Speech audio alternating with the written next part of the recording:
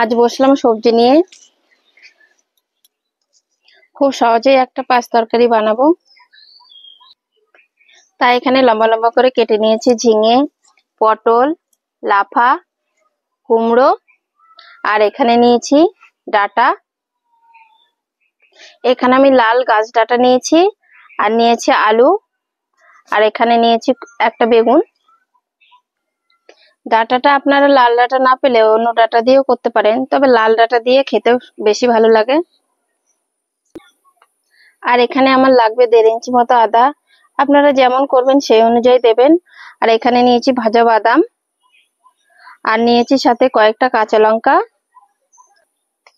আর এখানে আমি কলার ডাল নিয়ে কলার ডালকে ভিজিয়ে রেখেছিলাম 4-5 ঘন্টা।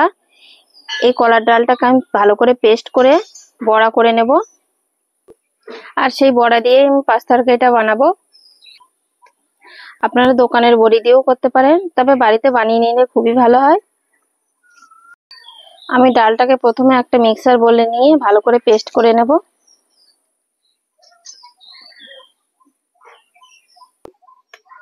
ডালটা সুন্দর পেস্ট হয়ে গেছে, ঠিক এরকম করে নিতে হবে। এবার আমি এটাকে একটা বাটিতে ঢেলে নিচ্ছি।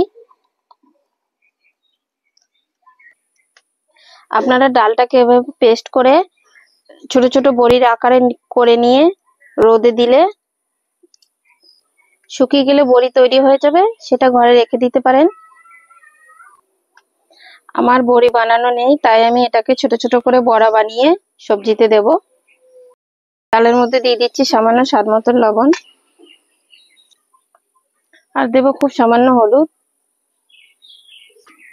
দেব খুব সামান্য লঙ্কার গুঁড়ো। এই সময় আপনারা একটু এর মধ্যে চালের গুঁড়িও দিতে পারেন। আমি ডালের বড়া বানাবো বলে এসব দিলাম, কিন্তু বড়ি করতে গেলে এসব লাগে না। এবার এটাকে ভালো করে মিশিয়ে নেব। এবার কড়াই চাপিয়ে কড়াই গরম হয়ে গেলে আমি কড়াই নিয়ে নেব বড়া ভাজার জন্য সরষের তেল।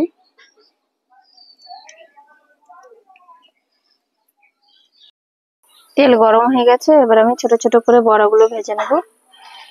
বড়াগুলো খুব ছোট ছোট করে দিতে হবে, কারণ তেলে দিলেই বড়াগুলো ফুলে বড় বড় হয়ে যাবে।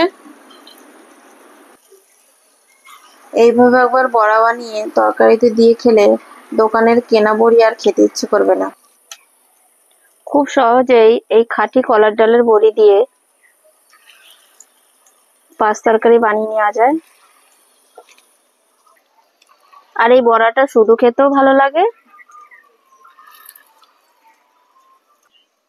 ভাজা হয়ে গেছে, এবার আমি এই বড়াগুলোকে তুলে নিচ্ছি। খুব বেশি ভাজবো না, এরকম করেই ভাজবো, হালকা লাল। যেহেতু আমি এটাকে পাঁচ তরকারির মধ্যে দেব, তাই খুব বেশি লাল করে ভাজলাম না। বড়ি দিয়ে খাওয়ার থেকে এইভাবে একবার বড়া বানিয়ে তরকারিতে দিয়ে খেয়ে দেখবেন, খুবই ভালো লাগবে। বাকি বড়াগুলোকেও আমি একই রকম ভাবে ভেজে নেব।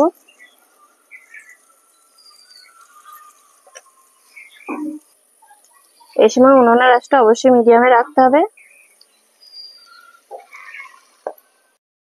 বড়াটা ভাজে রেখে আমি এই ফাঁকে আদা আর কাঁচা লঙ্কাটাকে পেস্ট বানিয়ে নেব। আমি এখানে 5টা কাঁচা লঙ্কা দিয়েছি, খুব বেশি ঝাল দেব না। আপনারা যেমন ঝাল খান সেই অনুযায়ী ঝাল দেবেন। তবে এই তরকারিটা একটু ঝাল মিষ্টি হয়, আর এটা শুধু খেতেও ভালো লাগে। বড়া ভাজা হয়ে গেছে, বড়া ভাজার ওই তেলেই আমি আর একটু সর্ষের তেল নিয়ে নিচ্ছি।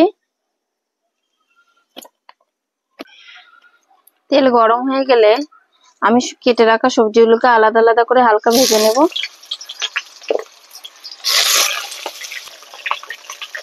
সবজিগুলোকে এভাবে হালকা ভেজে নিলে তারপরে তরকারি করলে খেতে খুব ভালো লাগে। এই সময় আমি প্রত্যেকটা সবজিতেই অল্প অল্প নুন দিয়ে ভেজে নেব, তাহলেই প্রত্যেক সবজির ভেতরে নুনটা ঢুকে যাবে আর খেতেও ভালো লাগবে। সমস্ত সবজি ভাজা হয়ে গেছে, এবার আমি কড়াইয়ে আবার অল্প সরষের তেল নিয়ে নেব।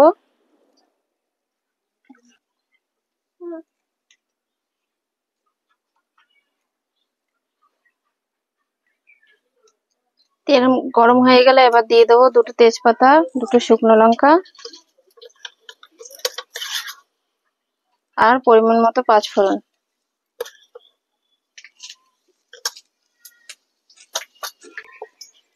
ফোড়নটা থেকে হালকা ভাজা গন্ধ বেরোচ্ছে, এবার আমি দিয়ে দিচ্ছি কেটে রাখা আলুটা।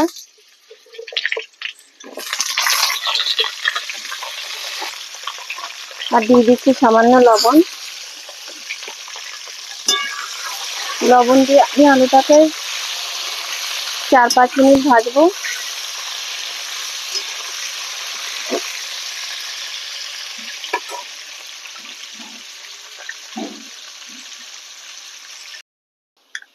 আলুটাকে 4-5 মিনিট ভাজার পর আমি এখানে দিয়ে দিচ্ছি আদা আর কাঁচা লঙ্কা পেস্ট।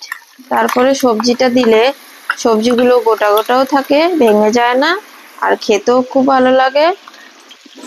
আর দিয়ে দিচ্ছি আদা আর কাঁচা লঙ্কা পেস্ট করে রাখা মিক্সি ধোয়া জল। এই আদা আর কাঁচা লঙ্কাটা দিয়ে আমি আলুটাকে আরো 3 থেকে 4 মিনিট কষাবো, কেননা বাকি সবজিগুলো ভাজার সময় প্রায় অর্ধেকটাই সেদ্ধ হয়ে গেছে, তাই আমি আলুটাকে ভালো করে কষিয়ে নেব। তাহলে আদার কাঁচা গন্ধটাও চলে যাবে আর আলুটাও প্রায় অর্ধেক সেদ্ধ হয়ে যাবে। আদা আর কাঁচা লঙ্কা পেস্টটা দিয়ে আলুটাকে 3-4 মিনিট কষানোর পর আমি দিয়ে দেবো ডাঁটা আর কুমড়োটা।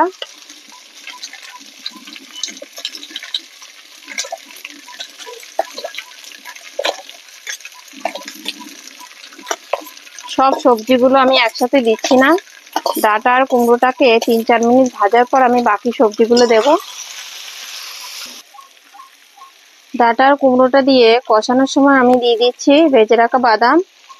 বাদামটা যদি আপনারা কাঁচা দেন তাহলে প্রথমে তেলে ভেজে নেবেন, আমার এটা ভাজা বলে তাই আর ভাজলাম না। 3-4 মিনিট হয়ে গেছে, এবার আমি বাকি সবজিগুলো দিয়ে দিচ্ছি। বাকি সবজিগুলো দিয়ে আমি ভালো করে নেড়ে চেড়ে সবকিছুর সঙ্গে মিশিয়ে নেব।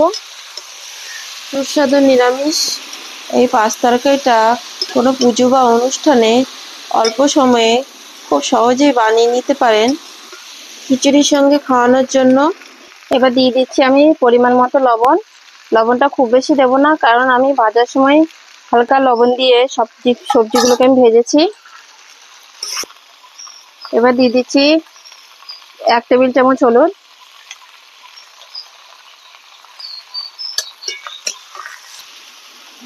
এই সময় উনুনের আঁচটা একদমই কম রাখতে হবে, না হলে তলায় লেগে যাবে। আর দিচ্ছি 1 টেবিল চামচ জিরের গুঁড়ো। আর দিচ্ছি হাফ টেবিল চামচ ধনের গুঁড়ো। জিরের গুঁড়ো ধনের গুঁড়ো দিয়েও আমি এটাকে ভালো করে নেড়ে চেড়ে আর একটু রান্না করব। আর দেবো হাফ গ্লাস জল, তাহলে সবজিটা সুন্দর মাখা মাখা হবে আর সেদ্ধটাও ভালো হবে।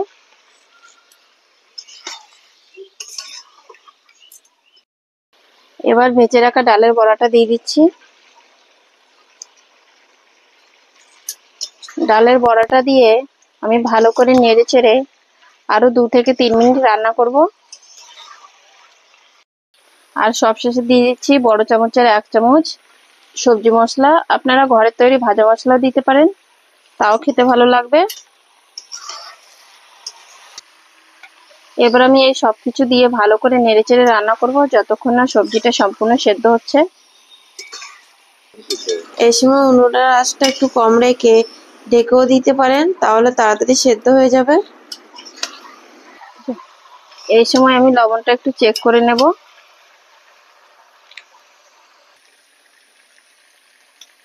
লবণটা একটু কম আছে, তাই আমি আরেকটু লবণ দিয়ে দিচ্ছি। আর দিচ্ছি বড় চামচের 1 চামচ চিনি। এই চিনিটা দিলে পাঁচ তরকারির টেস্টটা অনেকটাই বেড়ে যায়, তাই অবশ্যই চিনিটা দেবেন চচ্চড়িটা নামাবার আগে দিয়ে। খুব সহজেই হয়ে গেল তো পাঁচ তরকারি। আপনারা এটাকে ছ্যাঁচড়া বা ল্যাবড়া যাই বলে থাকুন না কেন, এটা খিচুড়ি বা ভাত বা শুধু এমনি খেতেও দারুণ লাগে। এইভাবে একবার অবশ্যই বাড়িতে বানিয়ে দেখবেন, খেতে খুবই ভালো লাগবে। আর আপনাদের এই রেসিপিটা যদি ভালো লেগে থাকে কমেন্ট করে অবশ্যই জানাবেন, কালকে আসছে আরো একটি নতুন রেসিপি নিয়ে, তাই আমার অল্প জানি চ্যানেল সকল ভিডিওগুলি দেখতে থাকুন। পাঁচ তরকারি হয়ে গেছে, এবার এটাকে আমি নামিয়ে নিচ্ছি।